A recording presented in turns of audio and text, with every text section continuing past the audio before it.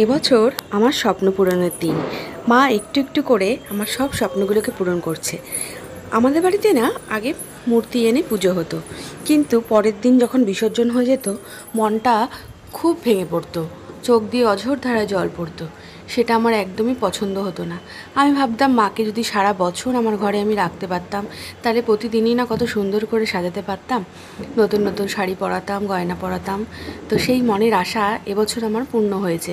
কিন্তু দেখো, এমনই কপাল, এবছর আমাদের জেঠি শাশুড়ি মারা গেছে। যদিও অনেকে বলছে আমরা পুজো করতে পারবো, আমাদের সেই কালশোষটা পড়ে না, তো তবু আমরা এই বছরটা ব্রাহ্মণ ছাড়াই পুজোটা করলাম, স্থগিত রেখেছি, করিনি, ব্রাহ্মণ ছাড়াই পুজোটা করেছি। আর এটা মানে মারা গেছে 3-4 মাস হয়ে গেছে, কেউ আবার ভেবো না যে এখনই মারা গেছে, ওষুধ চলছে, তো তার জন্য ক্লিয়ার করলাম। আর দেখো, এই শাড়িটা কিন্তু আমার শাশুড়ি মা বানায়, আর আমি মাকে বলে বলে দিই ঠিক এইভাবে ভেবে শাড়িগুলো বানাবে, আমি এইভাবে পরাবো। তো যাই হোক, একটু আধটু এদিক ওদিক হয়ে যেতেই পারে, উনি তো আর প্রফেশনাল নয়, তবু যথেষ্ট সুন্দর সমস্ত শাড়ি জামা ঠাকুরের বানিয়ে থাকেন। সোয়েটারও বিভিন্ন রকমের বানান। তো আজকে মায়ের পুজোর দিন, মাকে সুন্দর করে আগে ভালোভাবে ঘি, মধু, অঘ্র দিয়ে, গঙ্গা জল দিয়ে স্নান করিয়ে নিয়েছি। তারপর শাড়িটা পরিয়ে মায়ের সমস্ত গয়নাগুলো তোমাদের দেখালাম। এবছর সব বানিয়ে দিয়েছি মাকে, সোনা আর রূপো। যেগুলো সোনার সম্ভব হয়েছে করেছি, যেগুলো রূপোর একটু মানে এগুলো বেশি ওয়েট, যেরকম এই নুপুরটা দেখলে পড়েছে, নুপুরটাই মার স্পেশাল, আমার সব থেকে পছন্দের। নুপুরটা এইটুকুর, দুটো নুপুর কিন্তু 15 গ্রাম ওয়েট হয়েছে। তাহলে বুঝতেই পারছো এটা সোনার হলে একদম অসম্ভব হয়ে যেত। তো গলায় এই লকেটগুলো আমাদের যেহেতু বড় মায়ের ছিল, মানে আগের যে মূর্তি আসতো সেই মূর্তি হিসাবে ছিল, এগুলো ছোট ছোট করে তৈরি করে নিয়েছি সোনার জিনিসগুলো। নথটা মা সারা বছরই পরে থাকেন। আর এই কানেরটা হচ্ছে এই বছর বানিয়েছি। আর নথের যে টায়রাটা ছিল ওটা দিয়ে মার একটা হার হয়ে গেছে, আর লকেটটা বানানো হয়েছে।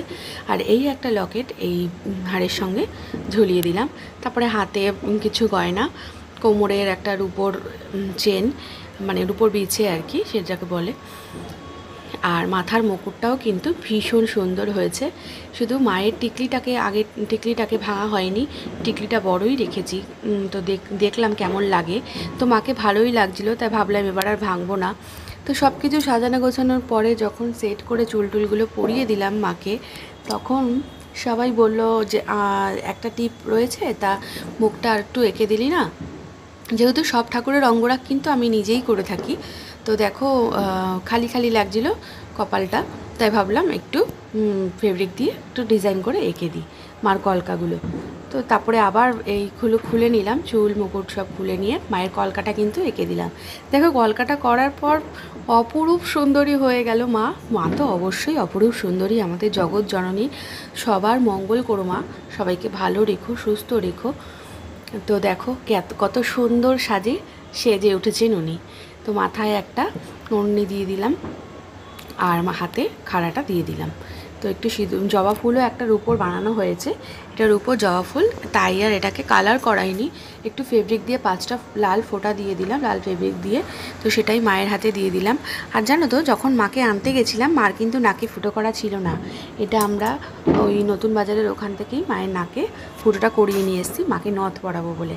তো চাঁদমালা দিয়ে দিলাম।